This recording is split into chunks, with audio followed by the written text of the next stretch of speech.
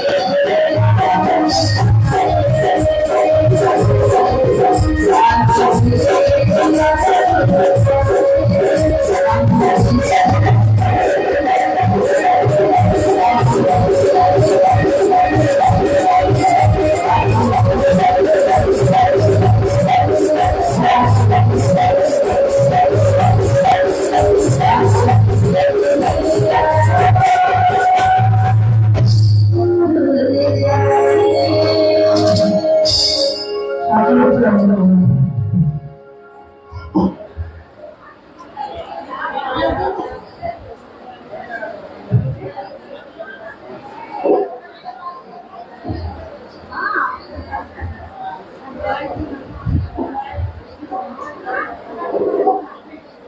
हम सभी लोग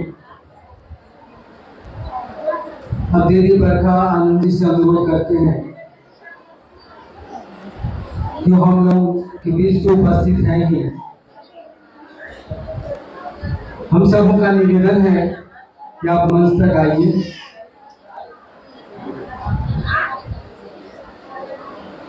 और हम सभी लोग गंभीरता से सुनेंगे इनकी बातों को, दीदी बरखानंद जी की बातों को, और उसको उपहार समझ के, गिफ्ट समझ के साहब दीदी की अनमोल वाणी समझ के अपने साथ ले जाएंगे, अपने जीवन में उपयोग करेंगे उसका। इसलिए मैं दीदी बरखानंद जी हमारे आपके बीच उपस्थित हो रही है। विषय है आओ चले शिव की ओर। अब शिव गुरु परक जिज्ञासाएं एवं समाधान।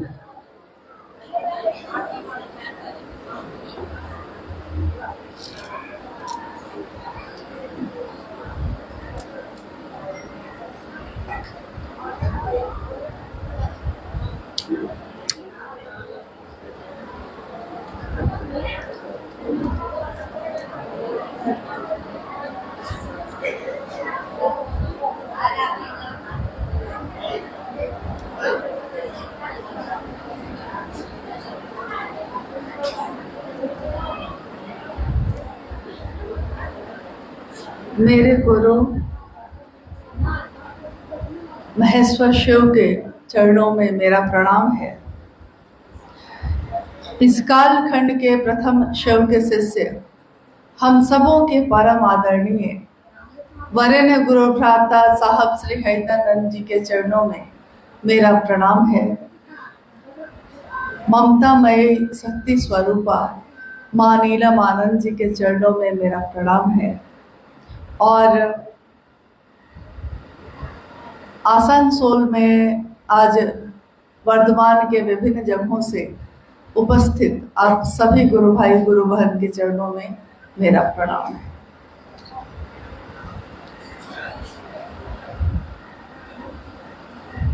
आज हम सबों का सौभाग्य है कि लंबे अरसे के बाद, बहुत दिनों से होता था कि कभी इस तरफ आया जाए, लेकिन संयोग नहीं बन पाया। और आज इतने वर्षों के बाद अपने गुरु शिव के लिए, अपने गुरु शिव का संदेश लेकर आसनसोल की इस धरती पे आने का सौभाग्य प्राप्त हुआ है। हमारा देश भारतवर्ष विभिन्न राज्यों में बटा है, विभिन्न जिलों में बटा है, अलग अलग भेष और अलग अलग परिवेश में बटा है, लेकिन सबके दिल एक ही बात बोलते हैं। और हम चाहे कन्याकुमारी में शिव की पूजा करें, या केरल में जाके करें, या जम्मू कश्मीर में करें, या आज यहाँ करें, शिव की सुंदरता कहीं नहीं बदलती, शिव का सत्य कभी नहीं बदलता। शिव के अनेक रूप हैं, अनेक, जिसकी गिनती नहीं हो सकती। जितना हम लोगों ने जाना है, जितना हम लोगों ने समझा है, दुनिया के लोगों ने उतने नामों से उस शिव को नवाजा है। महेश्वर शिव यानी जो ईश्वर का भी ईश्वर है। भगवान भी जितने हैं धरती पे या धरती के ऊपर, जहां भी आप समझते हैं, जिनको जिनको भी हम लोगों ने भगवान कह के पूजा है, उनके भी ईश्वर कौन है? तो महेश्वर कहा गया। महेश्वर एक ही सत्ता को कहा गया है, शिव को। दुनिया में जितने भी तरह के ज्ञान हैं, जितनी भी तरह की ज्ञान की धाराएं हैं, वो सब धाराएं चाहे किसी भी धारा में आप चलिए, योग के द्वारा चलिए तब भी, भोग के द्वारा चलिए तब भी, कपालेश्वर के रूप में चलिए या किसी भी रूप में हम जब चलते हैं, वो यात्रा जाके खत्म होती है शिव के पास। साहब ने एक बार कहा, हमारे वरण गुरु भ्राता जी ने एक बार कहा कि अगर एक पहाड़ है और उस पहाड़ पे अलग अलग रास्ते से कोई भी ऊपर की तरफ चढ़ेगा तो ऊपर जाकर वो सब कहाँ पे पहुंचेंगे? कोई एक ही जगह, क्योंकि उस पहाड़ का शिखर तो एक ही होगा, चोटी तो एक ही होगी। पहाड़ बहुत फैला हुआ है, कहीं से भी जा सकते हैं, किधर से भी जा सकते हैं, लेकिन पहुंचते कहाँ हैं हम लोग? कहाँ पहुंचते हैं? शिखर पे, चोटी पे। और चोटी पे कौन बैठा है? शिखर पे सबसे ऊपर कौन है?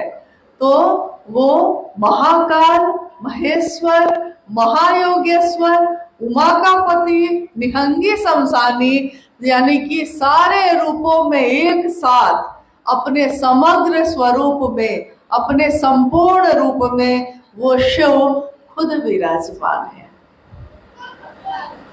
अब हमने और आपने किसी के भी कहने से गुरु किसको बनाया है? शिव को। यानी जगत का गुरु भी है वो, और विश्व गुरु भी है। विश्व यानी पूरी दुनिया, जगत यानी पूरी दुनिया। आदि गुरु है वो, यानी कि अगर गुरु भी अगर धरती पे कोई है तो गुरु भी सबसे पहला कौन हुआ? सबसे पहला वो शिव है, आदि गुरु शिव। तो साहब ने कहा कि मैंने अपने जीवन में अनेक गुरुओं की तलाश की, हर जगह धोखे खाए, हर जगह फरेब था, हर जगह धोखा था, या धोखा नहीं भी था अगर तो ताकत नहीं थी, ज्ञान नहीं था। बाहर से जब उन्होंने देखा तो बाहर से, दूर से जब हम लोग देखते हैं तो इतने सुंदर वस्त्र, इतनी सारी व्यवस्था, रुद्राक्ष की मालाएं, ये सब देख के उनको लगता था कि इन गुरु के पास ज्ञान होगा, बहुत होगा। ज्ञान था लेकिन खंडित, खंड में बटा हुआ। अखंड अक्षय स्रोत अगर ज्ञान का है तो वो कौन है? कहा गया है, शास्त्रों ने भी कहा है और हमारे वरेण्य गुरु भ्राता जी ने भी कहा कि वो अक्षय स्रोत वो शिव स्वयं है, वो शिव स्वयं गुरु है। अब आप जितने भी लोग यहाँ हैं, आप में लगभग सब कोई, हम सब ने जब शिव को अपना गुरु बनाया था, क्योंकि एक संगोष्ठी में हम लोग बैठे हैं। संगोष्ठी का अर्थ होता है संग बैठकर गोष्ठी करना, साथ बैठकर विचार करना कि जो काम हम कर रहे हैं वो काम क्या सही तरीके से हो रहा है कि नहीं हो रहा है, और अगर नहीं हो रहा है तो हम चाहेंगे कि सुधार कर ले हम लोग। मानव जीवन सबसे कीमती माना गया है। प्राण तो किसी के भी कीमती ही होते हैं, लेकिन मानव का जीवन मिलना, मतलब मानव का तन मिलना, और मानव तन मिलके भी शिव से नहीं मिल पाना, इससे बड़ा दुर्भाग्य फिर इस दुनिया में आपको फिर किसी जीवन में नहीं मिलेगा। अब देखिए हम लोग का सौभाग्य क्या है, कितने युग आए, ग्रंथ है हम लोग के पास, किताबें हैं, हम अपने बच्चों को उन किताबों के द्वारा बताते हैं कि भाई देखिए, कभी त्रेता युग हुआ, कभी द्वापर युग हुआ, कभी किसी देवता या भगवान को पूजा गया, सारे युग आए, लेकिन किसी भी युग में शिव स्वयं दुनिया के गुरु बने? किसी भी युग में बताइए, आप ही पढ़ते होंगे जरूर, आपने सुना होगा, क्या किसी भी युग में वो शिव स्वयं गुरु बनकर लोगों के इस धरती पे, लोगों के दिलों में उतर पाए? कभी उतरे? क्योंकि जरूरत नहीं पड़ी होगी। कारण क्या रहा होगा ये तो हम लोग को नहीं पता, कारण तो गुरु जानते हैं। कारण के कारण ही वो महेश्वर है, शंकर है। नहीं जानते हम लोग क्यों ऐसा हुआ। लेकिन ये एक युग ऐसा है जिसको नाम दिया है कलयुग। कलयुग। और पुराणों में, शिव पुराण में एक संहिता है, उसमें स्पष्ट लिखा हुआ है कि जब एक ऐसा युग आएगा जब पाप का भी बोलबाला हो जाएगा, दुनिया के लोग धर्म से विमुख हो जाएंगे। मतलब धर्म क्या होता है? हम लोग जो हिंदू मुस्लिम सिख ईसाई करते हैं, धर्म वो नहीं है। धर्म वो है जो हम धारण करते हैं, जो हम जीने का तरीका जिसके द्वारा बनाते हैं। तो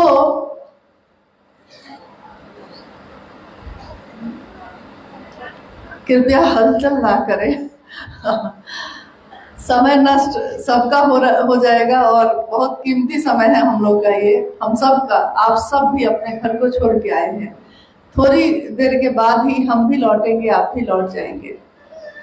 तो ये बहुत महत्वपूर्ण है कि हम लोग इस बात पे बात करें कि पहली बार ऐसा हुआ कि जिनके बारे में हम लोग कह रहे हैं कि जो इतनी बड़ी सत्ता है, पूरे ब्रह्मांड में सबसे बड़ी सत्ता जो है वो शिव गुरु के रूप में हमारे आपके दिलों में उतरे हैं। कारण कौन है इसका? हमारे आपके अंदर वो उतरे, लेकिन उतारा किसने है? स्पष्ट है आपको कि नहीं? उतारा किसने है? साहब श्री हरिनानंद जी ने। यानी एक ही है वो उतारने वाला। हम नहीं हो सकते, आप नहीं हो सकते, वो नहीं हो सकते, हर व्यक्ति नहीं हो सकता। वो एक है जिसमें शिव ने गुरु के रूप में अपनी आध्यात्मिक ऊर्जा का संचरण किया, उतारा। यानी लोगों के पास पहुंचने के लिए कोई माध्यम चुनना होगा उनको। शिव शरीर में नहीं है तो किसी शरीर को माध्यम चुनेंगे। शिव ने शरीर के रूप में चुना किसको? शिव के शिष्य जो कहलाए हरिनानंद साहब को। उनके जीवन में जो घटनाएं हुई, जितनी भी घटनाएं हुई, उसके बारे में आपने कभी ना कभी चर्चाओं में सुना होगा, या उनके बारे में किताबों में जो लिखा हुआ है उसको पढ़ा होगा अगर आपने, तो आप जानते होंगे। समय चूंकि बहुत लग जाएगा सारी घटनाओं को बताने में, तो उतना समय तो आपके पास भी नहीं होगा, लेकिन संक्षेप में हम देखते हैं। 1974 में जब साहब हरिनानंद जी कानून की पढ़ाई पढ़ रहे थे पटना में, और उससे पहले लगभग 14 वर्षों से, अपने पिछले 14 वर्षों से, यानी 12 साल की उम्र से उनके जीवन में उन्होंने एक चमत्कार को होते देखा। उन्होंने देखा कि एक व्यक्ति ने खरीके को पटका और वो सांप में बदल गया। वो डर गए तो फिर से वो सांप खरीके में बदल गया। ये एक घटना ने उनके मन को पूरी तरह उस तरफ मोड़ दिया जो अलौकिक दुनिया कहते हैं जिसको अलौकिक दुनिया, जिस दुनिया को हम लोगों ने अभी तक जाना नहीं है, मतलब हम लोग उससे अनभिज्ञ हैं। लेकिन उस तरफ उनका मन मुड़ा जब धीरे धीरे वो रास्ता कहाँ पहुंचा, किस तरफ मुड़ा। चमत्कार सीखने के लिए चले थे, लेकिन अनेक गुरुओं के पास जाते जाते 14 वर्ष बीत गए। और 14 वर्ष जब बीत गए इस काम को करते हुए, तब तक वो कॉलेज के विद्यार्थी हो चुके थे। कॉलेज के विद्यार्थी और कानून की पढ़ाई कर रहे थे वो पटना लॉ कॉलेज से। उस समय भी वो शमशान साधना में लीन रहा करते थे। एक तरफ पढ़ाई हो रही है और एक तरफ साधना भी चल रही है। लेकिन कोई कभी ऐसा वक्त आता है कि कोई एक काम को करते करते करते करते हम लोग थक जाते हैं, कोशिश करते करते, और कामयाब नहीं हो पाते। तो जब हम कामयाब नहीं हो पाते तो हम थक कर कहते हैं कि छोड़ते हैं, आज से अब ये काम नहीं करेंगे, बहुत किए, छोड़ देते हैं। हमारे आपके साथ क्या होता है कि हम लोग कुछ दिन कुछ महीने में ही थक के छोड़ देते हैं, लेकिन साहब आरिंदानंद जी का मानना पड़ेगा कि 14 वर्ष तक वो अनवरत ये काम करते रहे बिना थके। लेकिन एक दिन उनका मन निराश हुआ, थका। हताश मनोदशा में उन्होंने शिव को ये सोचकर कि गुरु भगवान होते हैं तो भगवान गुरु क्यों नहीं है, शिव को उन्होंने कहा कि मैं भगवान के रूप में जानता था, मैंने शिव को ही अपना गुरु मान लिया। चारों तरफ अंधेरा था, बाहर नहीं, मन में। बाहर तो था ही, क्योंकि शमशान में आधी रात में कोई बैठेगा तो वहां तो ये रोशनी नहीं मिलेगी। और हम लोग तो दिन के उजाले में भी अगर कोई कह दे कि शमशान के पास से गुजरना है तो 4 आदमी खोजते हैं कि अकेले कैसे गुजरेंगे। गुजर भी गए हैं अगर तो रात भर डरते रहते हैं कि पता नहीं कौन मेरे साथ हो लिया होगा वहां से, नहीं डरते हैं। लेकिन कितने सालों तक रोज शमशान कब्रिस्तान साधना करने वाले साहब के मन प्राण पे इसका कोई असर नहीं। उस दिन साहब ने जब ये घटना बताई थी, उन्होंने कहा कि वो एक ऐसा पल था जब बाहर तो अंधेरा था ही, मेरे मन में भी गहरा अंधेरा था। कहीं कोई रोशनी नहीं, कहीं कोई रास्ता नहीं। उन्होंने शास्त्र और कुरान और किताबें नहीं पढ़ी थी, तो उनको ये भी नहीं पता था कि गुरु के रूप में और कौन कौन होता है। बिना ये पढ़े और जाने उन्होंने शिव को गुरु बनाया। फिर उनके जीवन की यात्रा आगे बढ़ी। 1 साल होते होते 1975 में उन्होंने जब शिव को गुरु बनाया था तो उन्होंने एक शर्त रखी थी। क्या शर्त थी वो? कि आप जो अगर शरीर में आएंगे तो मैं नहीं सीखूंगा। कारण ये था कि उन्होंने कहा कि शरीर में ऐसी ऐसी चीजें आई मेरे सामने जो शिव बन के ही आई थी, लेकिन उनके लक्षण बता गए कि वो शिव है नहीं। जैसे लक्षण बताते हैं, हमारे आपके साथ भी बहुत गुरु भाई गुरु बहन चलते हैं। हम तो कहते हैं वो शिव के शिष्य हैं, गुरु भाई हैं, गुरु बहन हैं, लेकिन कुछ समय के बाद लक्षण पता चलने लगते हैं कि ये मुखौटा लगाए हुए है शिव शिष्यता का, लेकिन इसके लक्षण नहीं बताते हैं। क्योंकि गुरु भाई गुरु बहनों के लिए दर्द नहीं है, महादेव के काम की रक्षा कैसे हो इसका दर्द नहीं है। तो जिसको इन चीजों का दर्द नहीं है तो लक्षण बता देते हैं कि ये सिर्फ आवरण है, सचमुच में इसके दिल में ऐसी कोई बात है नहीं। हमारे साथ में कोई रहता है तो हम समझ जाते हैं ना। घर परिवार में भी ऐसे लोग होते हैं तो हम कुछ देर के बाद समझ जाते हैं कि बोली बहुत मीठी है लेकिन दिल में सिर्फ जलन है। समझ जाते हैं लक्षण से। यानी साहब ने ये समझ लिया कि जो शिव बनकर आता है कभी मेरे सामने वो शिव है नहीं, ये धोखा है, भ्रम है। तो उन्होंने एक शर्त रखी थी कि आप शरीर में भी आइएगा तब भी मैं कुछ नहीं सीखूंगा, क्योंकि वहां पे तो धोखा खाया था उन्होंने कहा कि अब आप जो बताएंगे, कैसे बताएंगे मैं नहीं जानता हूँ, लेकिन आप जो बताएंगे वही करूंगा। और उन्होंने कहा कि आज से पहले मैंने जितनी भी क्रियाएं की हैं, साधना, उपासना, मंत्रों का जप, कुंडली जागरण, बहुत सारी चीजें, शमशान साधना, कब्रिस्तान साधना, आज के बाद अब शिव को चुन लिया तो आज के बाद अब पूर्व की कोई भी चीज हम नहीं करेंगे, छोड़ दिया। अब 1 साल बाद तुर्की में ये घटना घटी जो मुजफ्फरपुर जिले में है। अकेले वो बैठे थे आम के पेड़ के नीचे और हवा का एक झोंका आया। जैसे हम लोग कभी कभी बैठते हैं बाग बगीचा में, तालाब के किनारे बैठते हैं, कमल के फूल खिले हैं, बैठे हैं आराम से, तो कभी कभी ऐसा आता है कि हवा का एक झोंका आता है सुगंध लेकर, तो हमारी सांस महसूस करती है कि हवा के झोंका के साथ सुगंध आया है, तो हम खोजते हैं कि ये सुगंध कहाँ से आ रही है। कभी कभी इसका उल्टा भी होता है, दुर्गंध भी आती है, तो हम उसको भी खोजते हैं कि ये कहाँ से आ रहा है। उस दिन साहब के श्वास में हवा के झोंके के साथ नमः आया और सिवाय उतर गया। नमः चढ़ा यानी सांस अंदर गई, उनके मन ने देखा कि ऐसा हो रहा है। उन्होंने कहा कि कान सुनता है, नाक सूंघती है, मुंह से हम बोलते हैं, आंखें देखती हैं, लेकिन उन्होंने कहा कि मेरे मन ने महसूस किया कि ये मतलब वो देख रहे हैं, वो उनकी नाक सुन रही है कि नमः शिवाय आ रहा है, नमः आया है और शिवाय उतर गया है। वो घबरा के खड़े हो गए। हमारे साथ भी अगर कभी ऐसा हो जाए तो स्वाभाविक है कि हम घबरा जाते हैं, अकबका के खड़े हो गए। चाबी थी हाथ में कमरे की, वो भी छूट गई। उन्होंने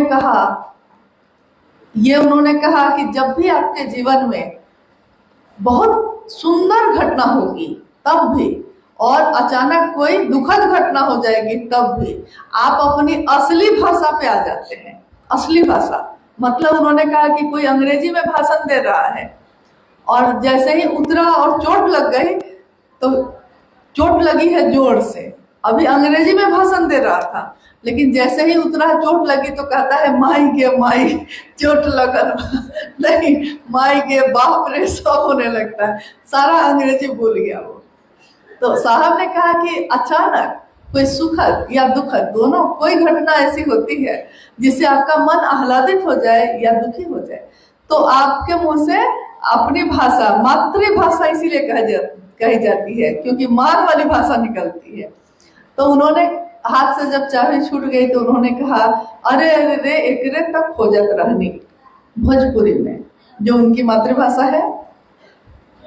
उनकी माँ ने कहा कि का खोलाइल रहे, इन्होंने कहा कि चाबी। साहब कहते हैं कि आध्यात्म की वो कुंजी ही थी, आध्यात्म की वो चाबी ही थी जो खो गई थी और गुरु ने उसको लौटा दिया।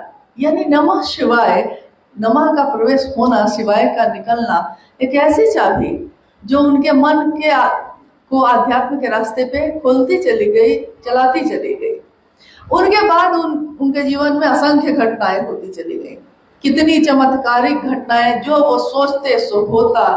फिर आकाशवाणी हुई, आकाशवाणी में कहा गया कि जो तुम करते हो वो दूसरे को करने को कहो। साहब ने कहा कि तब तक मैं ये तो कहता था कि शिव को गुरु बनाओ, लेकिन मुझको ये नहीं पता था कि गुरु बनाकर क्या करो। लेकिन जब आवाज आई, आवाज ने कहा कि जो तुम करते हो वो दूसरे को करने को कहो, तो मैंने अपनी तरफ देखा पहली बार कि मैं क्या करता हूँ। तो उन्होंने सोचा कि मैं खुद क्या हुआ, पहले शिव का शिष्य बना, मैं बना, फिर मैंने दूसरे को प्रेरित करना शुरू किया। आप कहेंगे कि ये कहानियां आपको मालूम है, लेकिन आज हम फिर से दोहरा रहे हैं। क्यों दोहराते हैं जानते हैं? क्योंकि अगर हम अपनी शुरुआत आदि ही भूल जाएंगे तो आगे का परिणाम भी खराब होता चला जाता है। यानी जिनके कारण हम लोगों ने शिव को गुरु बनाया है, उनके जीवन में जो घटनाएं होती चली गई, उन घटनाओं को उन्होंने 3 सूत्रों में पिरोया। 3 सूत्र। उन्होंने कहा कि शिव को गुरु मानता आपका मन है, लेकिन आपका मन शिव को अपना माने, इसके लिए ये तीनों सूत्र आपको बहुत मदद करेंगे, सहायक हैं, बहुत मददगार हैं। और ये तीनों सूत्र क्या है, उस पर अभी बात हो रही थी, भाई विश्वकर्मा जी भी उस पर बोल रहे थे, दीक्षा गुरु दक्षिणा पे भी बात हुई है अभी। आइए हम सब उस समय में, ये पंक्ति मेरी नहीं है, साहब की है, जो उन्होंने आओ चले शिव की ओर में लिखी है, कि याद कीजिए उस पल को जिस समय आपने शिव को अपना गुरु बनाया था। हमने सबने, जितने भी लोग हम लोग यहाँ खड़े हैं, बैठे हैं, हम सबने शिव को क्या कहा था? हे शिव, आप मेरे गुरु हैं, मैं आपका शिष्य हूं, मुझ शिष्य पर दया करिए। यही कहा था ना? ये नहीं कहा था कि मेरे परिवार के गुरु हैं आप, मेरे समाज के गुरु हैं आप। ये काम नहीं किया था हम लोगों ने। जो साहब हरितानंद के जीवन में जितनी चीजें घटी थी, जो जो चीज हुआ था, उसको निचोड़ के रूप में उन्होंने दिया कि ये 3 सूत्र आपके इस विचार की बार बार आवृत्ति करेंगे, आपको याद दिलाते रहेंगे कि आपको खुद शिव का शिष्य बनना है और दूसरे को भी मदद करनी है, प्रेरित करना है। पहला सूत्र, मन ही मन कहता है ये बार बार। जब हम साइकिल चलाना शुरू करते हैं या खाना बनाना सीखते हैं, खाना बनाना जिस दिन सीखते हैं, अभी आता नहीं है, सीखा है, सब्जी कैसे काटी जाए माँ बताती है। माँ कहती है कि आटा ऐसे गूंथना। जिस दिन वो सिखाती है तो वो हर चीज को कर करके सिखाती है। जिस दिन आप सीख जाते हैं पूरी तरह, उस दिन भी तो वही तरीके से ना आप काटते हैं सब्जी, आटा तो वैसे ही गूंथते हैं। ऐसा नहीं ना कि जब आप सीख जाते हैं तो तरीका बदल जाता है। सीखते समय जो तरीका था, सीखने के बाद भी तरीका तो वही रहेगा। तो तीनों सूत्र में आप गौर कीजिएगा कि पूरी तरह मन को साधन बनाया गया है। मन जो दिखाई नहीं देता है, साहब ने बार बार कहा कि आपका शरीर जो है ये, उसमें हम बच्चे से पूछते हैं बाबू आँख कहाँ है, आई नहीं, अंग्रेजी से सिखाते हैं तो ई फॉर आई, आई कहाँ है तो बच्चा कहता है यहाँ, नाक कहाँ है तो यहाँ, कान कहाँ है यहाँ, दिल कहाँ है तो यहाँ, फेफड़ा कहाँ है, किडनी कहाँ है, सब पता है, नाखून कहाँ है सब पता है, हेयर सब कुछ पता है। लेकिन साहब ने कहा कि मन कहाँ है, ये मन कहाँ है, तो ये किसी को आज तक पता नहीं चल सका। इतने बड़े बड़े वैज्ञानिक हैं, लेकिन कोई आज तक खोज नहीं सका कि ये मन कहाँ है। अगर आप में से किसी को पता है तो बताइएगा, हम लोग अभी भी इसी खोज में हैं कि ये मन कहाँ है। उसे जीवात्मा के साथ रहता है और उसके कारण हमारा सब कुछ संचालित होता है। कितना महत्वपूर्ण है वो, समझ जाइए कि अगर मन आपका नहीं है तो कोई आपसे वो काम नहीं करवा सकता है। आप सीधे जवाब देते हैं कि मेरा मन नहीं है, हम नहीं करेंगे। क्या कहते हैं? हम ये नहीं कहते हैं कि हम नहीं करेंगे, हम कहते हैं मेरा मन नहीं है इसलिए हम नहीं करेंगे। मेरा मन आज है ये खाने का, आप कहते हैं अरे आपको खाना है, आप कहिए हमको खाना है, आप कहते हैं मेरा मन ये चाह रहा है। यानी मन कितना कितना फितूरी है, पता नहीं क्या क्या चाहता है। और उसी मन पे साहब ने कहा कि तीनों सूत्र, पहला मन ही मन, मूक संप्रेषण। मैंने अभी थोड़ी देर पहले कहा कि हम लोग को याद करना है उस पल को। अब हम ये सोचना छोड़ देते हैं कि कितने लोग हम लोग के साथ हैं या नहीं है, कौन क्या करता है क्या नहीं करता है, सब कुछ छोड़ देते हैं। सिर्फ अभी बैठे हुए अपने बारे में सोचते हैं। मैंने शिव को गुरु बनाया है, मैं उनका शिष्य हूँ। मेरा मन क्या करता है कि शिव से मुख संप्रेषण करता है। मुख यानी बिना बोले, मौन होकर। जब हम मौन होते हैं तो हम अपने तरफ देखते हैं। मौन यानी जब हम प्रार्थना करते हैं तो आप देखिएगा कि आंख तक बंद कर लेते हैं लोग। क्यों? जब मूर्ति सामने है, शिवलिंग सामने है, तो आंख खोल के करिए। प्रार्थना करते समय, पूजा करते समय या कोई भी ऐसी दुआ मांगते समय हमारी आंखें बंद हो जाती हैं, क्योंकि हम अपने अंदर झांकते हैं। तो ये मुख संप्रेषण यानी मुख संवाद, बिना बोले हम अपने गुरु शिव को संप्रेषित करते हैं, सीधे शिव तक। क्योंकि आपके मन की गति बहुत तेज है, शरीर की गति वैसी नहीं है। शरीर से यहाँ से कहीं भी जाने में समय लगेगा, लेकिन मन को जाने में सेकंड का सेकंड भी नहीं लगेगा। मन में सोचा और गए, मन में सोचा और किया। मन में सोचा है कि ये घर बनाएंगे, मन में घर वो उसी समय बन गया, लेकिन वो घर जमीन पे बनाने में समय लगेगा। मन में बनाने में समय नहीं लगेगा, जमीन पे बनाने में समय लगेगा। उसी तरह मन से सोचा यानी सबसे तेज गति मन की है। दुनिया में जितनी भी चीजें बनी है ना, रॉकेट, मिसाइल, वो सब फेल है मन के आगे, इतनी तेज गति है। उस तेज गति पे ये संप्रेषण सीधे शिव तक जाता है। देखिए ये तीन सूत्र सिर्फ शब्द नहीं है, बोली नहीं है, ये एक ऐसा हथियार है जिससे सीधे आपका मन शिव तक जा सकता है। हम क्या ऐसा करते हैं? हम लोग अपनी तरफ आज सोच रहे हैं, क्योंकि हम सब ने बरसों बरस लगा दिए हैं शिव की चर्चा करते हुए, शिव की बात करते हुए, शिव चर्चाओं में जाते हुए। नहीं, कभी चंदा करते हैं, कभी आयोजन करते हैं, कभी कुछ फटाफट करते हैं, मतलब कुछ ना कुछ करते रहते हैं, महादेव का नाम लेते रहते हैं। लेकिन ये सब करते हुए हम लोगों ने जिस काम के लिए शिव को गुरु बनाया था वो हो रहा है कि नहीं, इस पे तो ध्यान ही नहीं है। यात्रा तो अपनी थी, पूरी भीड़ का ठेका क्यों ले लेते हैं हम लोग? यात्रा तो मेरी है, तो हम अपनी तरफ क्यों नहीं देखते हैं? तो मुख संवाद पहला सूत्र। दूसरा, आप बताइए, अभी हम लोग यहाँ बैठे हैं, कितनी भी अच्छी बात मैं आपको कहूं और आपका मन यहाँ एकाग्र नहीं होगा, तो आपके मन में ये बात प्रवेश करेगी? करेगी? नहीं करेगी, नहीं करेगी। यहाँ तक कि सामने बैठा हुआ आदमी पूरी बात कर लेता है और आपसे पूछता है तो आप कहते हैं कि हम सुने ही नहीं कि आप क्या बोले। शरीर से सामने बैठा है, लेकिन पूरी बात होने के बाद कहता है कि अरे क्या बोले, हम तो सुने ही नहीं, ध्यान मेरा कहीं और था, मन कहीं और था। तो कितनी भी अच्छी बात हो, आपके मन में वो प्रवेश करेगा। दूसरा सूत्र यानी शिव की चर्चा क्या करती है? ये भी बहुत सटीक है, बहुत ही कारगर है, लेकिन करती क्या है? हमारा स्वभाव है बात करने का, यानी हम बात करते रहते हैं कहीं भी। साहब ने कहा कि इस बात का विषय बदल दीजिए। बात का विषय बहुत चीज होती है, बाजार, साड़ी, खेत, जमीन, बहुत तरह के विषय पे हम बात करते हैं।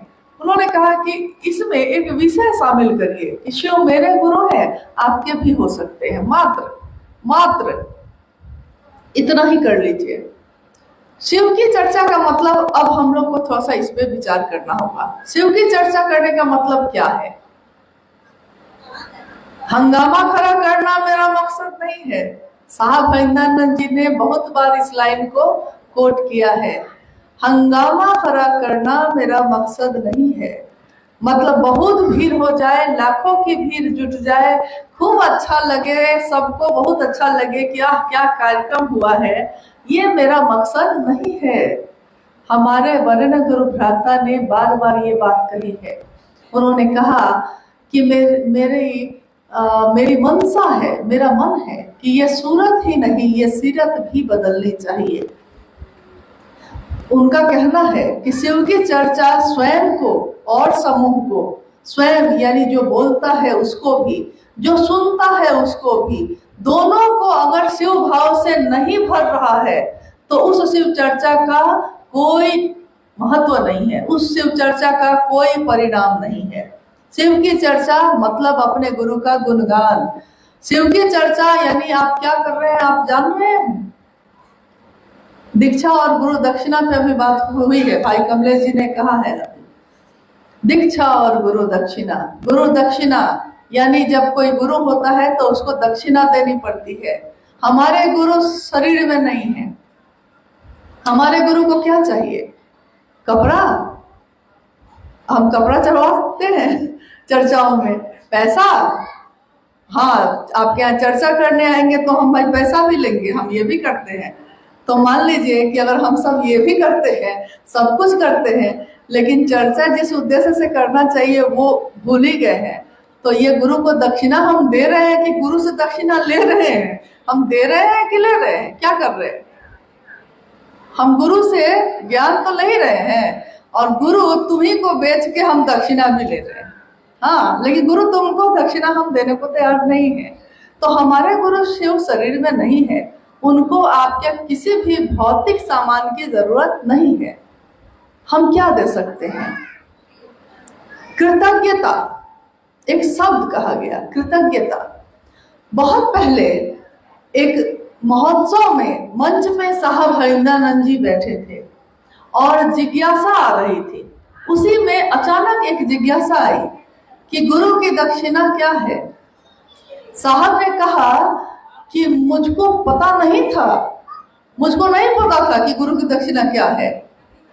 मैंने इस पर कभी बात ही नहीं की, कभी सोचा ही नहीं। तो कुछ सेकंड के लिए मैं सोचता रह गया कि इस जिज्ञासा का क्या उत्तर दूं। महोत्सव में मंच पे ये हुआ था। अचानक साहब ने कहा कि मेरे कानों में एक शब्द गूंजा, लगा जैसे कानों में किसी ने एक शब्द कहा है, कृतज्ञता, एहसान। कर्ज उतारा जा सकता है, एहसान नहीं चुकाया जा सकता। कर्ज हम माँ के दूध का भी उतारने की बात करते हैं। हम कहते हैं ना कि माँ के दूध का कर्ज है, उतारना पड़ेगा भाई, लेकिन एहसान किसी ने कर दिया है, अब आप उसको किसी भी चीज से नहीं उतार सकते।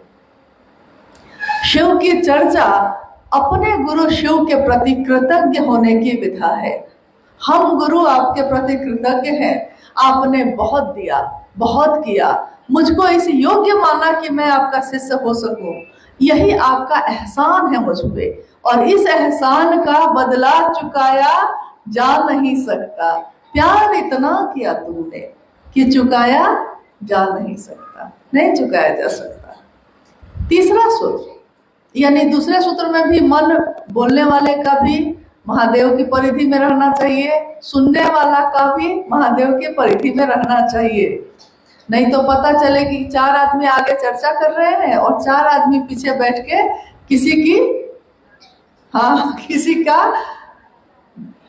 बात किए जा रहे हैं कि क्या क्या किया था, जानती हो, वहां गए थे तो। एक तरफ ये भी कर रहे हैं। तीसरा सूत्र यानी वही नमः शिवाय, जो साहब हरिदानंद जी के श्वासों पे चढ़ा था और उतर गया था। नमः शिवाय शिव का प्राण मंत्र है वो। हम कभी सोचते हैं कि जो हम बोल रहे हैं, हम क्या बोल रहे हैं, हमारी औकात से बाहर की बात है ये। पहली बात तो सबसे बड़ी यही है कि मेरे गुरु शिव हुए हैं। सोचिए जरा, एक सामान्य गुरु भी अगर किसी को शिष्य बनाता है तो पात्रता खोजता है। मतलब तुम नहा धो के आए हो, किस जाति के हो, किस वर्ण के हो, ब्रह्मचारी हो कि नहीं हो, मांसाहारी हो कि शाकाहारी हो, मतलब कि वो आप में योग्यता खोजता है। साक्षात जगत गुरु शिव ही हमारे गुरु हुए, लेकिन उन्होंने कोई योग्यता नहीं खोजी। हम कितनी बड़ी बात कह रहे हैं, मतलब असीम, अनंत, अतल, जिसका कोई अंत नहीं है, हम उसके रास्ते पे जा रहे हैं और हम अपनी तरफ कर क्या रहे हैं। तो तीसरा सूत्र यानी मन ही मन उस शिव को प्रणाम करने की कोशिश करिए। नमः शिवाय मंत्र से भी आप कर सकते हैं, साहब ने कहा, और प्रणाम तो आपका मन करता है। प्राण मंत्र है शिव के। सोचिए, अपने गुरु शिव के प्राण मंत्र को हम अपनी सांसों पे चढ़ाते हैं और उतारते हैं, और हम सब इस काम को करते हैं। मामूली काम हम नहीं कर रहे हैं, लेकिन क्या हम सब नमः शिवाय का जप कर रहे हैं? क्योंकि तीनों सूत्र करने के लिए कहा था साहब ने। उन्होंने साफ कहा था कि अगर पहला और तीसरा सूत्र आप नहीं करेंगे, सिर्फ दूसरा सूत्र करेंगे, तो दूसरा सूत्र सिर्फ करना आपके अहंकार को बढ़ा देगा, अहंकार को बढ़ाएगा। यानी आपका मन ये पकड़ेगा कि ये इलाका मेरा है, ये पकड़ेगा, ये क्षेत्र मेरा है, मेरे लोग हैं, मेरी शुरू की हुई चर्चा है। ये सारी बात क्यों पकड़ता है मन? इसमें हमारा दोष नहीं है। हम में कमी ये हो रही है कि हमको तीनों सूत्र इसीलिए करने के लिए साहब ने कहा था कि पहला और तीसरा सूत्र हमारे मन को संतुलित करता है, हमको याद दिलाता रहता है कि मैं शिष्य हूँ, गुरु के अनुशासन में रहना है। हमको याद दिलाता है कि शिव के सामने हमको समर्पित रहना है, प्रणाम करना है उनको। यानी ये तीनों सूत्र करना भी हम लोगों के लिए बहुत ज्यादा जरूरी है।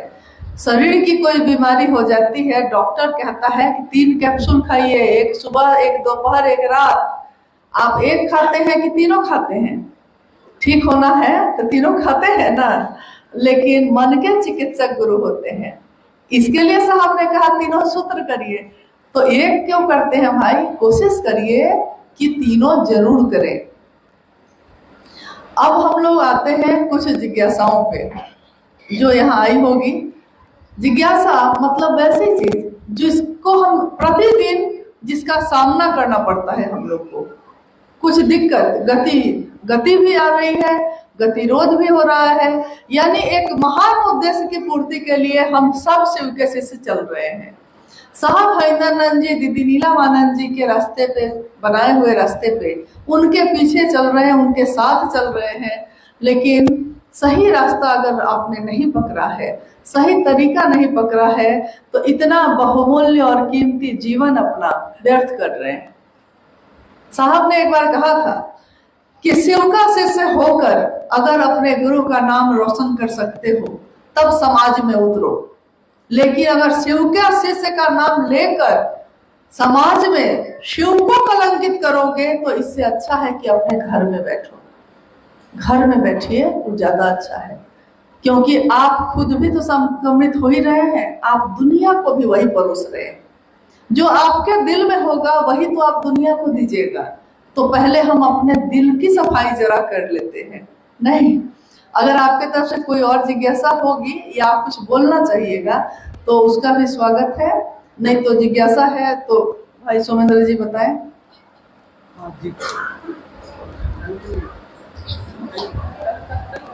कोई नहीं चल रहा है, स्टार्ट है। स्थानीय जिज्ञासाएं हैं कुछ।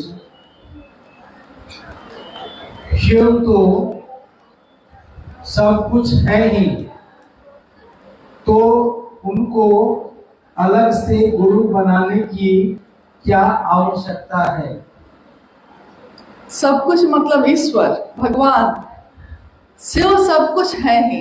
जिज्ञासा ये है कि महादेव तो सब कुछ पहले से है ही, तो अलग से गुरु बनाने की जरूरत क्यों है? हालांकि ये जिज्ञासा नई नहीं है, पुरानी ही है, लेकिन पुरानी चीजों का भी कभी कभी फिर से रिवीजन करना चाहिए हम लोग को। इससे क्या होता है, ताजगी बनी रहती है, याद में रहता है कि क्या हुआ है। भगवान है वो, भगवान के रूप में वो सब कुछ दे सकते हैं। रावण ने तीनों लोगों की संपत्ति मांगी थी, शिव का भक्त था वो, तो शिव के भक्त ने शिव से मांगा, शिव ने दे दिया, लेकिन उसको संभालने का ज्ञान नहीं मांगा। नतीजा पूरी दुनिया जानती है क्या हुआ। सोने की लंका धू धू करके जल गई, सब कुछ नष्ट हो गया। कारण बस एक ही था कि जो मांगा था उसको संभालने का ज्ञान भी चाहिए था। यानी हमको अगर कोई चीज आपसे हम ले लें, बहुत गुरु भाई गुरु बहन को भी देखते हैं, या ऐसे भी समाज में बहुत सारे लोग हैं, सबके हाथ में आज मोबाइल है, मोबाइल तो है सबके हाथ में। बहुत बार ऐसा होता है कि शिव चर्चा हो रही है, जैसे वहाँ उपवन रांची में प्रतिदिन लोग जाते हैं तो साहब की चर्चा चलाई जाती है। अब साहब की चर्चा चल रही है, अब किसी का फोन बजने लगा है, उस गुरु बहन को ये नहीं आता है कि फोन को हम साइलेंट कैसे करें, बंद कैसे करें। अब वो घबरा जाती हैं, बंद ही नहीं हो रहा है, साइलेंट ही नहीं हो रहा है। तो हम लोग कहते हैं कि यही हर चीज में ज्ञान की जरूरत है। सामान आप खरीद सकते हैं, लेकिन उसको संभालने का ज्ञान नहीं हो तो आपके लिए वो परेशानी का कारण बनता है। मतलब आप परेशान हो रहे हैं।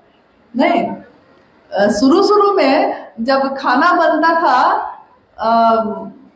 लकड़ी के चूल्हे पे, अभी भी बहुत जगह बनता है, अभी भी बहुत जगह लकड़ी के चूल्हे पे, कोयला के चूल्हे पे बनता है, लेकिन फिर भी घर घर में गैस जो सिलेंडर है और उसका जो चूल्हा है वो पहुंच गया है। शुरुआती दिनों में लोगों को बहुत दिन तक बहुत दिक्कत हुई थी कि गैस खुला, कोई तो खुला ही छोड़ देता था, आता ही नहीं था। ऑन कैसे करेंगे ये नहीं आता है, अब उस पर चढ़ाएंगे कैसे, उसमें भी डर लगता था कि पता नहीं कि कहाँ से अचानक आग कैसे फूंक से जल जा रही है, पता ही नहीं चल रहा है, तो वो डर जा रहा है। मतलब उसको ये भी नहीं आ रहा है कि हम चूल्हा पे बर्तन कैसे चढ़ाए। यानी हर चीज में ज्ञान की जरूरत होती है। हम अपने जीवन के पल प्रतिपल में किए हुए काम के लिए ज्ञान की आवश्यकता है, लेते हैं, लेकिन ये जीवन जो है, इस जीवन को चलाने के लिए जिस ज्ञान की जरूरत है उसके लिए हम लोग सोचते भी नहीं, जो सबसे महत्वपूर्ण है। जीवन जीने की कला सिखाते हैं गुरु। जीवन जीने की कला क्या है? जीवन वो है जो एक जानवर भी जीता है, एक कीड़ा मकोड़ा भी जीता है, लेकिन एक जीवन ऐसा भी है जिसको पूरी दुनिया याद करती है। उसने ऐसा जीवन जिया है। कभी कभी हमारे आस पड़ोस में किसी ऐसे व्यक्ति की मौत हो जाती है, उसकी मौत जब हो जाती है तो हम लोग सब मोहल्ले के लोग बैठ के बात करते हैं, उसके बारे में याद करते रहते हैं हमेशा। कितना हंसता था ना, हम कहते हैं उसके बारे में, सबको हंसाता रहता था, सबकी सेवा करता रहता था। उसकी मौत हो चुकी है, वो जा चुका है इस धरती से, लेकिन दुनिया के लोग उसको याद कर रहे हैं उस कारण से जो जीवन उसने थोड़ा ही जो जिया है, इतना अच्छा जिया है, इतना हिल मिल के जिया है कि कोई उसको भूल नहीं पा रहा है। तो जीवन जीने की कला, शिव जैसा जीवन जीने की कला शिव से अच्छा कौन सिखा सकता है?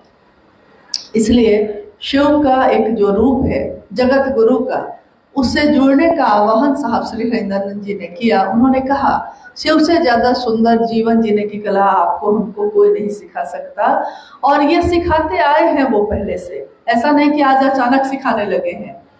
तस्वीरें बताती हैं कि तीनों लोगों का पति, तीनों लोगों का वैभव देने वाले शिव खुद आराम से निहंगी चट्टानों पे बैठे होते हैं।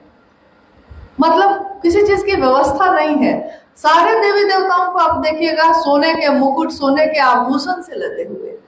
शिव का आभूषण क्या है?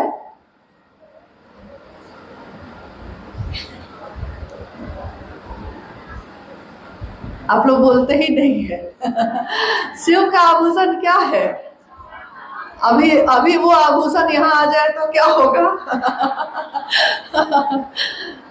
हाँ, जहरीले सांप, जहरीले, जिसको किसी ने नहीं पूछा, जहर है उसके अंदर, ये उसका दोष नहीं है। मतलब सांप का क्या इसमें है, वो बेचारे का क्या दोष है? उसको बनाया ही ऐसा गया है, लेकिन उसको भी गले में धारित करते हैं, छोड़ते नहीं हैं। चंद्रमा कलंकित है, उसको सर पे धारित करते हैं। गंगा जब धरती पे उतरने, कथा है ये कि जब धरती पे उतरने लगी, इतना प्रचंड वेग था, इतना प्रचंड वेग था कि अगर वो उस वेग से उतरती धरती पे तो सारी धरती ही तबाह हो जाती। तो सब भागीरथ जो थे वो प्रार्थना करने गए महादेव के पास। महादेव ने अपनी जटाओं में उतार लिया। गंगा के वेग से धरती खत्म हो जाती, उस गंगा को अपनी जटाओं में ले लिया। मतलब उनके आभूषण क्या क्या हैं? ऐसे ऐसे हैं जो और किसी के नहीं है, क्योंकि कोई और धारण कर भी नहीं सकता है। शिव क्या सिखाते हैं कि दूसरा अगर बहुत बुरा है तो क्या उसको छोड़ देना चाहिए या उसको सही रास्ते पे लाने की कोशिश करनी चाहिए, अपना साथ देना चाहिए। हो सकता है उसमें जहर हो, लेकिन आपका साथ पाकर उसका जहर कम हो सकता है, वो अपने जहर को भूल सकता है। छोड़ दीजिएगा तब तो मामला ही खत्म हो गया था। तब तो इसलिए एक दूसरे की हम लोग को बहुत समीक्षा नहीं करनी चाहिए कि कौन अच्छा है कौन बुरा है। मूल उद्देश्य जो है उस पर अगर ध्यान रहेगा तो सारी चीजें खुद ही खुद ठीक हो जाती हैं। मूल उद्देश्य क्या है? एक शिव के शिष्य का अलौकिक उद्देश्य क्या होता है? दूसरों में, स्वयं में तो है करना ही है, लेकिन दूसरों में भी शिव की स्थापना उनके दिल में करनी। मूल उद्देश्य को भूल जाइएगा तो सब कुछ गड़बड़ाएगा, तब सब कुछ दिखाई देगा, लेकिन अगर मूल उद्देश्य याद रहेगा तो कुछ भी दिखाई नहीं देगा। इसलिए शिव को गुरु के रूप में अपनाना हर मानव के लिए सबसे सुंदर कारण है, सबसे सुंदर तरीका है जीवन को जीने का।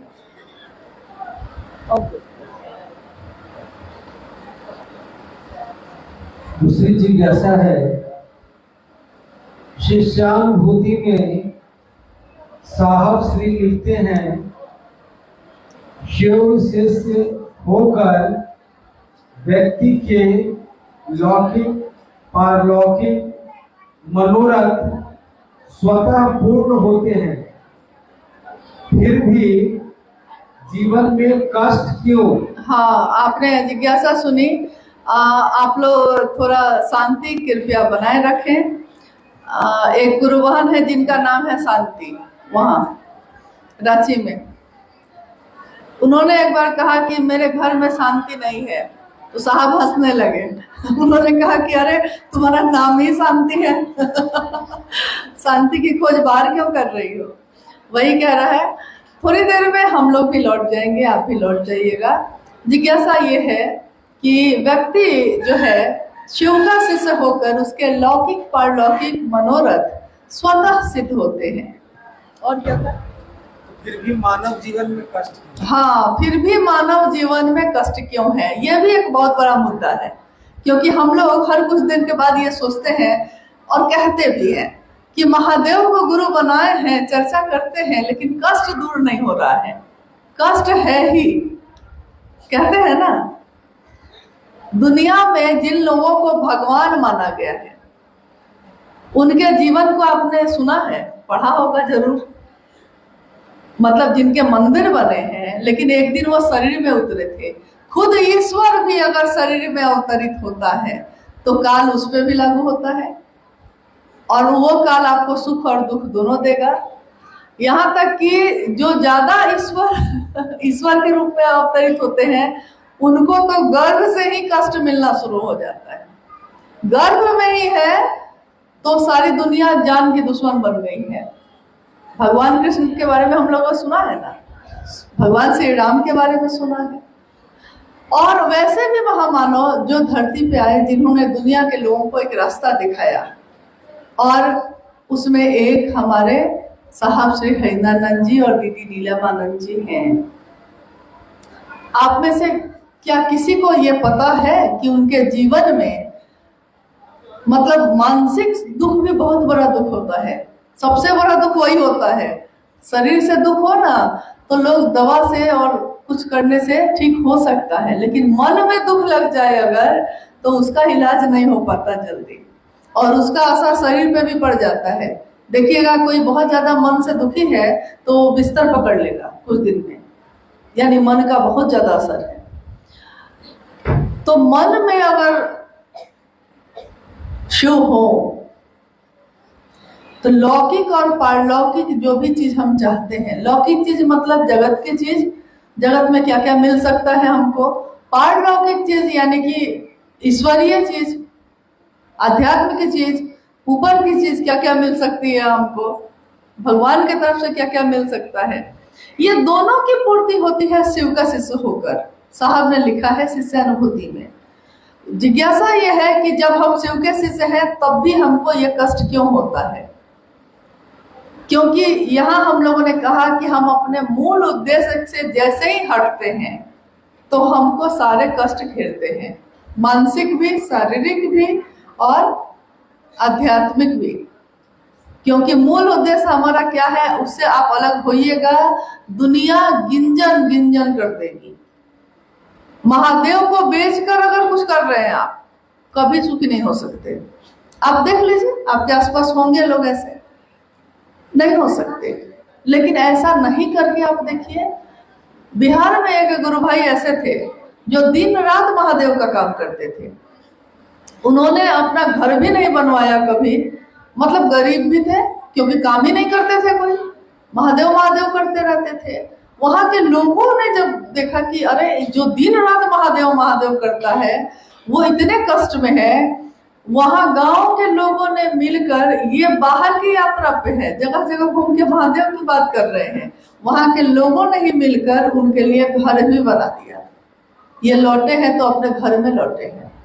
उस घर को बनाने के लिए उन्होंने कुछ किया, मैंने खुद देखा है। जो खुद महादेव की बात करता है सही तरीके से, लोग उसकी मदद खुद ही कर देते हैं, उसको मांगने की भी जरूरत नहीं पड़ती है। मतलब लोग तो खुद कहते हैं कि अरे बहना, ये भैया जो है बड़ा करते हैं, हम लोग की तरफ से कुछ मदद हो सकती है तो बोलिए ना, हम लोग करते हैं।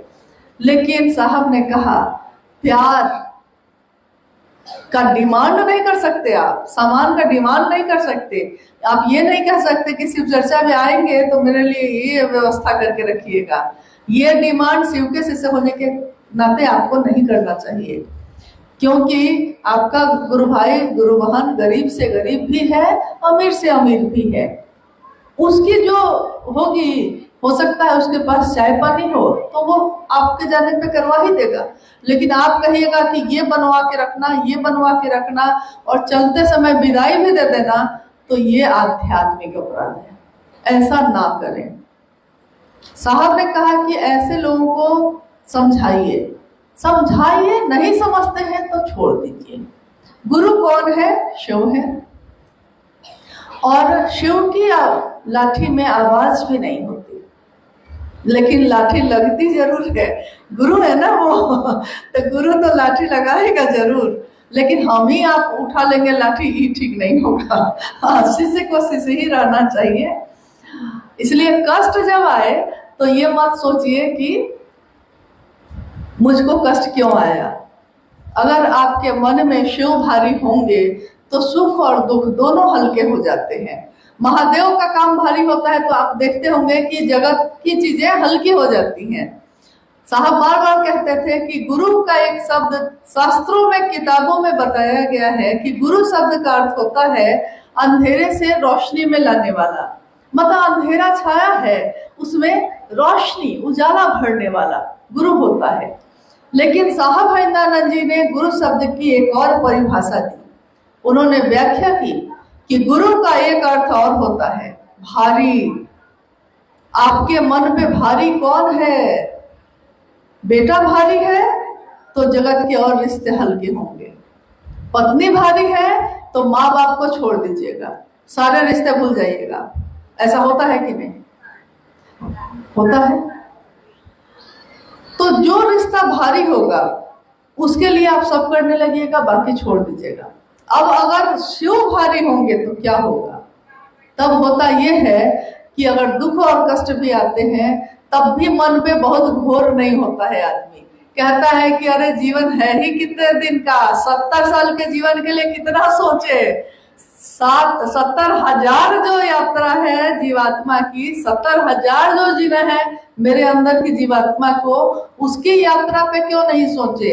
ये शरीर तो 70-80 साल में चला जाएगा, उसके लिए इतनी योजना, इतनी बात, इतनी व्यवस्था, घर चाहिए, गाड़ी चाहिए, जमीन चाहिए, सब कुछ चाहिए। लेकिन जहाँ से आए हैं और जहाँ जाना है और आगे भी चलते जाना है, उस जीवात्मा की यात्रा के लिए हम लोग क्या कर रहे हैं? तो जब हमारे मन पे शिव भारी होते हैं तो दुख का भी असर नहीं होता, कष्ट का भी असर नहीं होता।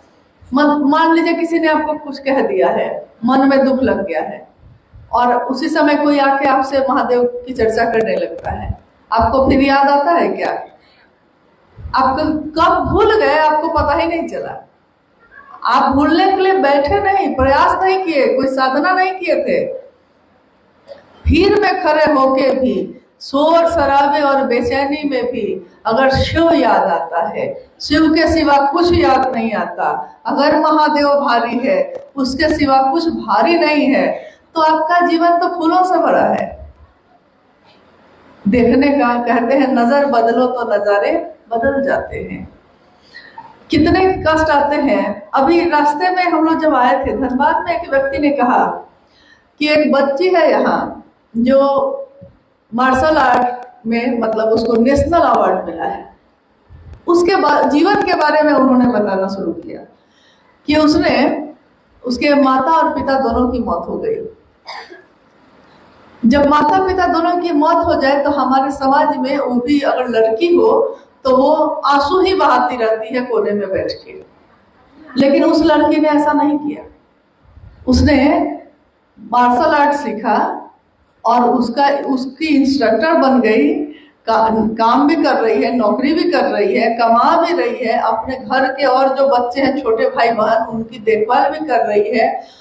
तो व्यक्ति तो वही होता है, एक व्यक्ति टूट गया, बैठ गया, और एक व्यक्ति रास्ता बना रहा है। कष्ट सबके जीवन में आते हैं, बात ये है कि आपका गुरु कौन है? महादेव। और महादेव ये सिखाता है कि अगर पहाड़ों पे भी रास्ता ना हो तो रास्ता बना के चढ़ के उतर जाना, बैठ के सोचते मत रहना कि चढ़ेंगे कैसे। जैसा साहब हैदरनंद जी ने किया, उन्होंने लिखा है अपनी किताब में कि मैं अवरोधों को ही आरोहण बनाता रहा। अवरोधों को, बाधाओं को, जो बाधा आई मेरे जीवन में मैं उसी पे चढ़ के उतर गया, उसी पे चढ़ के उतर गया। क्या उनके जीवन में कष्ट नहीं थे, बाधा नहीं थी? क्योंकि जो जितना ज्यादा ईश्वर के नजदीक होगा उसके जीवन का और ज्यादा गंजन होता है। दुनिया का हर व्यक्ति गंजन करने में लगा रहता है, लेकिन तब भी जो हारा नहीं, जो थका नहीं, जो रुका नहीं, उसके लिए दुनिया है। उन्होंने दुनिया को वो दिया जो दुनिया को सुखी करता है। इसलिए मूल बात पे रहिएगा तो ये चीजें अपने आप ठीक हो जाएंगी। एक और शिव गुरु, प्रश्न को ठीक से सुनिए आप सब लोग भी और समझने का प्रयास कीजिए। शिव गुरु चर्चा स्थल पर चर्चा तो होती है, लेकिन चर्चा के बाद नाच गान करने लगते हैं कुछ लोग। कुछ चर्चा करने वाले तथाकथित जो मुखौटा वाले हैं, गुरु भाई गुरु बहन, 5,000 10,000 रुपया मांगते हैं। लोग दे भी देते हैं, लोग दे भी देते हैं। इस तरह का आचरण क्या ठीक है? दीदी कृपया मार्गदर्शन कीजिए। गुरु भाई गुरु बहनों की जिज्ञासा है। हम तो आज निकलेंगे यहाँ से, लौट जाएंगे रांची। जिज्ञासा आपने सुन ही ली है। जिज्ञासा आपने सुनी? सब कोई जिज्ञासा सुन लिया है? हाँ। शिव की चर्चा में, शिव की चर्चा के बाद लोग नाच गाना करने लगते हैं। ऐसा भी कहीं कहीं हो रहा है, हर जगह नहीं हो रहा है, लेकिन कहीं कहीं हो रहा है। और मतलब कहते हैं गुरु भाई गुरु बहनी, लेकिन हम आएंगे आपके यहाँ चर्चा करने तो इतना पैसा चाहिए, इतना पैसा चाहिए, कह के पैसे भी ले लेते हैं, लोग दे भी देते हैं। क्या ऐसा होना चाहिए? शिव की चर्चाओं में ऐसा होना चाहिए? कहीं लिखा हुआ है कि जवाब हम ही को देना है? हम आप ही से पूछते हैं क्या ऐसा होना चाहिए? साहब ने कहा कि इश्क है ये। शिव की शिष्यता के बारे में उन्होंने कहा कि मेरे प्राण बसते हैं शिव की शिष्यता में, मेरा प्राण। साहब को ये देने वाले हैं हम लोग, जिसके प्राण बसते हो शिव शिष्यता में। और उन्होंने कहा कि सूली पे भी अगर चढ़ गया है मंसूर तो उसने कहा है कि इश्क है ये, तमाशा नहीं है। शिव की चर्चा, शिव की बात, शिव के शिष्य इश्क में करते हैं, खुश होके करते हैं, प्रेम में डूब के करते हैं। मेरे गुरु शिव ऐसे हैं, मेरे गुरु शिव ऐसे हैं, सत्यम है, शिवम है, सुंदरम है, सबसे अच्छे हैं। इस बात का गुणगान करते हैं। क्या गुणगान करने वाला ऐसा कर सकता है? ऐसा नहीं कर सकता। और अगर ऐसा कहीं होता है, अगर ऐसा कहीं होता है तो मेरा हाथ जोड़कर आप लोगों से निवेदन है कि अपने गुरु शिव की शिष्यता का अगर उसको रोशन कर सकते हैं, अगर उसको बढ़ा सकते हैं, तब तो जरूर आप और आगे बढ़िए। लेकिन अगर किसी के द्वारा ऐसा होता है तो इससे बहुत अच्छा है कि कोई दूसरा इसी तरह का कोई दूसरा व्यापार कर ले। कम से कम शिव शिष्यता में ऐसा नहीं करे, क्योंकि हमारे वर्ण गुरु भ्राता ने लाखों की भीड़ में भी ये कहा है कि डायन भी एक घर को छोड़ देती है। हाथ जोड़ के कहा है कि मेरे गुरु की शिष्यता को कलंकित मत करना। तो हम लोग आज अपने जीवन में उनको ये देने वाले हैं, क्योंकि ये हमारे लिए शर्मिंदगी की बात है। कि कहीं अगर ऐसा होता है। देखिए, नाच गाना गलत चीज नहीं है। महादेव का एक रूप है नटराज का। नटराज यानी नृत्य का भी जो राजा है वो शिव है, नटराज है, वो नृत्य है उसमें। हमारे आपके घरों में भी नृत्य और संगीत तो चलते ही हैं, संस्कृति में है ये। यहाँ तक कि शादी ब्याह होता है, सब पुरुष महिलाएं सब नृत्य करते हैं, ये कोई खराब बात नहीं है। लेकिन शिव की चर्चा में ऐसा करना ये मर्यादा के अनुकूल नहीं है। शिव भी हर समय नृत्य नहीं करते, नटराज शिव भी हर समय नृत्य नहीं करते। और नटराज के रूप में अगर वो नृत्य करते हैं तो कहा जाता है कि उनके पैरों की थाप से ये धरती कंपित होती है और इसमें अन्न अनाज उगते हैं जो दुनिया के लोगों को पोषण देते हैं। तो अगर आपका नृत्य ऐसा है तब तो जरूर करिए। लेकिन अगर नृत्य आपका ऐसा है जिसमें साड़ी कहाँ जा रही है, आंचल कहाँ जा रहा है और लोगों के बीच तमाशा बन रहा है, तो कृपया बंद करिए इसको तुरंत। और अगर कोई ऐसा करता है तो मेरा निवेदन है कि आप लोगों को भी इसमें तमाशा नहीं देखना चाहिए, जाकर इन चीजों को बंद करवाना चाहिए। आपकी माँ, जैसे दुर्गा पूजा में हम लोग करते हैं ऐसा, माँ दुर्गा की पूजा में भी करते हैं हम लोग। माँ दुर्गा की पूजा के लिए उनके मूर्तियों की स्थापना करते हैं, लेकिन उसके बाद वहां का नजारा क्या होता है ये भी आपको मालूम होगा। जो आयोजक होते हैं ज्यादातर उसी में से कुछ लोग ऐसा हो जाते हैं जो कभी कुछ कर रहे हैं कभी कुछ कर रहे हैं, पूरा माहौल दूसरी तरह बना हुआ है। माँ दुर्गा की पूजा के लिए एक तरफ महिलाएं आ रही हैं, सिंदूर चढ़ा रही हैं, पूजा कर रही हैं, और एक तरफ का माहौल क्या होता है ये आपसे छिपा नहीं है। क्या अपनी माँ को बीच चौराहे पे खड़ा करके हम उसके सामने अश्लील गाने बजाते हैं? अपनी माँ अगर वहां मौजूद हो घर में तो आपने कभी देखा है कि अश्लील गाना कोई बजा रहा है? वहां नहीं बजाता। लेकिन माँ दुर्गा की मूर्ति की स्थापना करके ऐसा करता है और सारा समाज तमाशा देखता है। दुख की बात यह है, अगर समाज के लोग जागरूक होते, वो कहते कि कुछ भक्ति का गीत बजाओ भाई, श्लोक बजाओ, हाँ, तो ऐसा बंद हो जाता, तुरंत बंद होता। यहाँ देखिए, साक्षात शिव की बात हो रही है। दुनिया के लोग आपको देखते हैं, बहुत ज्यादा गौर से देखते हैं। जब हम लोग जाते हैं आपको विश्वास नहीं होगा, एक जगह पे जब हम लोग गए, पहली बार जब सिक्किम गए थे, 2012 की बात है ये, वहां के गुरु भाइयों को लगा कि शायद मैं प्याज लहसुन भी नहीं खाती हूँ। उन लोगों ने खाना बनाने में इतनी देर की और ये कहा गया कि प्याज लहसुन भी तुम नहीं खाती होंगी।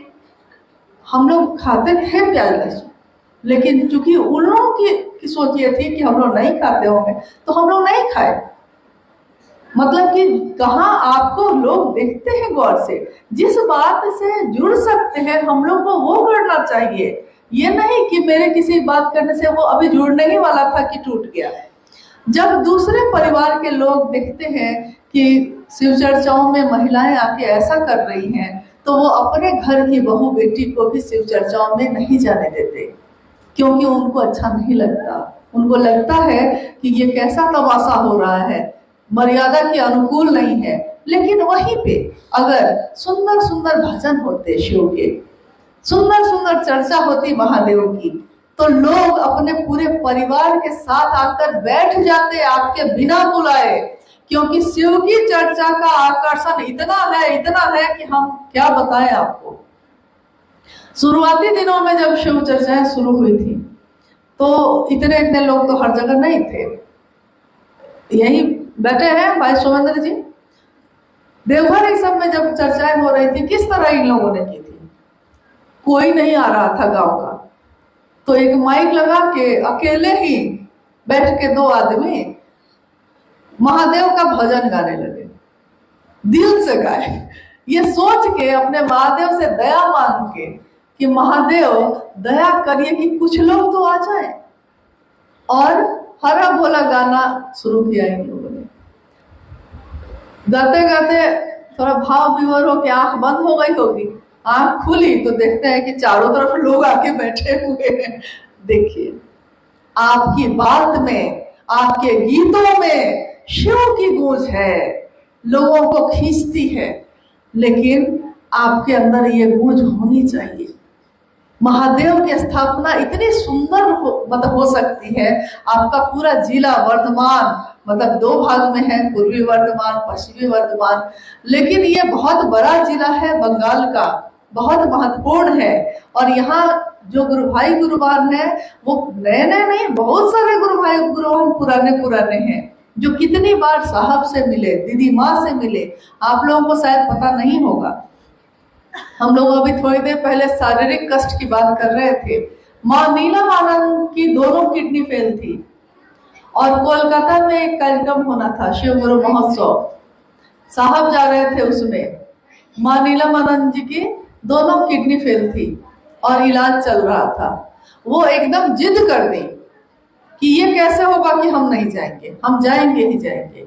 साहब बार बार मना करते रहे, आपको दिक्कत हो सकती है। नहीं, सब कुछ तो हम अपने जीवन में कर रहे हैं, तो हम वहां क्यों नहीं जाएंगे, हम वहां भी जाएंगे। अंत में साहब अपने साथ उनको लेकर गए। जब ट्रेन से, रेल से वो लौट रही थी, आसनसोल से थोड़ा पहले ही उनकी तबीयत काफी बिगड़ गई, सांस एकदम उखड़ने लगी। मतलब वो जीवन के अंतिम पड़ाव पे उस समय चल रही थी, सांस उखड़ने लगी। आसनसोल में स्टेशन पे बहुत तेजी के साथ उनको लेकर लोग उतरे, फिर यहाँ तत्काल इलाज के बाद तुरंत धनबाद लेकर बढ़े। वहां जब वो थोड़ा सा ठीक हुई, फिर वो लौटी पटना। जीवन के अंतिम पड़ाव में दोनों किडनी फेल है, उस समय भी उनके मन पे उस बीमारी का कोई असर नहीं, मन पे नहीं था। मिजाज ये होना चाहिए, शरीर तो खत्म होना ही है। क्या शरीर खत्म नहीं होगा, हम चाहें या ना चाहें? जन्म हुआ है तो मौत होगी, हम चाहें या ना चाहें। लेकिन मौत ऐसी हो, मौत ऐसी हो कि दुनिया याद रखे।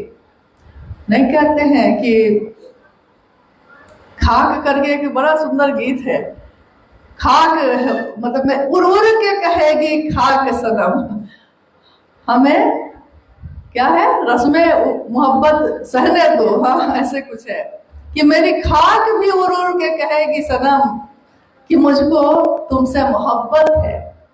महादेव के शिष्यों से महादेव गुरु बने हैं। महादेव के शिष्यता से दुनिया चमत्कृत होती है, दुनिया में उसका प्रभाव होता है, और दुनिया में रहने वाले लोगों का काम ऐसा हो, ऐसा हो। दूसरे क्या करेंगे आपका बस नहीं है, लेकिन हम क्या कर रहे हैं इस पे मेरा बस है। हम खुद ऐसा कर सकते हैं। कल शाम में हम लोग एक घटना बता रहे थे कि एक छोटी सी कहानी पढ़ी थी मैंने कि एक दो व्यक्ति एक जगह पे जाते हैं, उस जगह पे एक बड़ा सा हॉल बना हुआ है। एक व्यक्ति उस हॉल में जब घुसता है, उस व्यक्ति का ये मतलब उसकी आदत है, उसके स्वभाव में है कि वो हमेशा गुस्सैल रहेगा, हमेशा गुस्साता रहेगा, हमेशा दूसरे की शिकायत, कभी किसी की बड़ाई उसके मुंह से किसी ने नहीं सुनी। ऐसे लोग भी होते हैं, तो वो हमेशा निगेटिव रहेगा, हमेशा दूसरे के लिए ये कभी अच्छा नहीं सोच सकता। तो उस तरह का व्यक्ति जो है उस हॉल के अंदर जाता है कि मैं घूम के आता हूँ। उस हॉल में चारों तरफ शीशे लगे हुए हैं। अब वो जिधर भी देखता है उसको गुस्सा वाला आदमी दिख रहा है, मतलब इतना ज्यादा शीशे में दिखा उस तरह का चेहरा उसको कि वो घबरा के बाहर निकल जाता है। दूसरा व्यक्ति जो बाहर खड़ा है वो कहता है कि घूम आए, तो उसने कहा कि हाँ घूम आया। तो कैसा है? बोला बहुत ही खराब, बहुत खराब, एकदम जाने लायक नहीं है। दूसरा जो व्यक्ति था वो बड़ा हंसने वाला था, हर बात पे हंसता था, खुश मिजाज रहता था और सबके लिए कहता था कि अरे बड़ा अच्छा। दूसरे की बड़ाई करने में बहुत कम लोगों का कलेजा जो है बड़ा होता है, शिकायत करने में कलेजा बहुत बड़ा होता है, लेकिन बड़ाई करने के लिए कह दीजिए तो कलेजा छोटा हो जाता है। तो उस व्यक्ति का था स्वभाव कि सबके लिए अच्छा सोचता था, वो भी अंदर जाता है। तो वो जिधर भी देखता है उसको सब तरफ उस शीशे में हंसता हुआ चेहरा दिख रहा है, हंस रहा है वो, तो उसको चारों तरफ खुशी ही खुशी दिख रही है। वो बाहर निकलता है, पहले वाला बोलता है कि मैंने कहा था ना मत जाना, बहुत खराब है। तो दूसरे ने कहा कि मुझको तो बहुत आनंद आया, मुझको तो बहुत अच्छा लगा। हमारा आपका भी यही हाल है। नजर बदलने से नजारे बदलते हैं। अगर शिव चर्चाओं में जाइएगा आप या कहीं भी परिवार में, समाज में, तो आप देखिएगा कि कुछ लोग बड़े अच्छे हैं तो आपको लगेगा कि अरे ये लोग बड़े अच्छे हैं, और वहीं पे कोई कहेगा कि हर चीज खराब है यहाँ।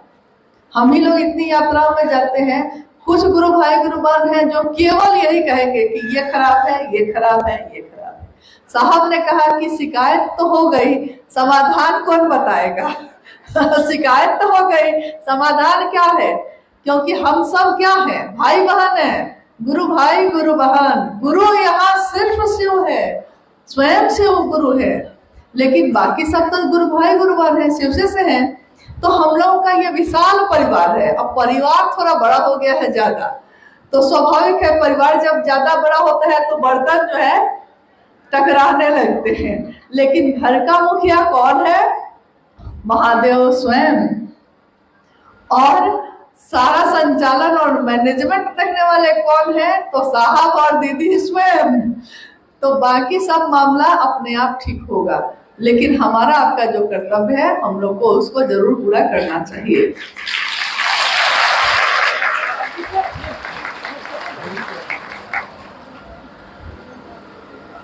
चलिए, आज आप लोगों के साथ जो हम लोगों का ये मिलना हुआ है, हालांकि आपको थोड़ी दिक्कत हुई, हॉल छोटा है थोड़ा, आप लोग हैं ज्यादा, हॉल है छोटा। अभी आप लोग बैठे रहिएगा, अभी थोड़ा सा बैठे रहिएगा, थोड़ी दिक्कत तो हुई, लेकिन यही देखिए अभी वो कह रही है नहीं दिक्कत नहीं हुई। यही होता है, कोई ऐसा मिलता है जब जिससे मिलके आपका मन खुश होता है, तो आपको दिक्कत का पता चला नहीं चला। यही है शिव की शिष्यता। आप दूसरा आपको खुशी दे सकता है कि नहीं, आप दीजिए। साहब ने कहा कि बांटो बांटो बांटो, छींटो छींटो छींटो, शिव के शिष्यता का दिया हर दिल में छींटो। शिव के शिष्य एकमात्र अलौकिक उद्देश्य यही होता है। मेरी कामना है कि इस धरती के रहने वाले लोगों के जीवन में शिव उतरे और अपनी शिष्यता को दुनिया के लोगों को ये दिखाए कि कैसा होता है शिव का शिष्य। ये कामना जरूर पूरी हो, इसमें आप लोगों का सहयोग सबसे ज्यादा जरूरी होगा। आप सभी के चरणों में प्रणाम है, आप सबों से विदा है आज के लिए।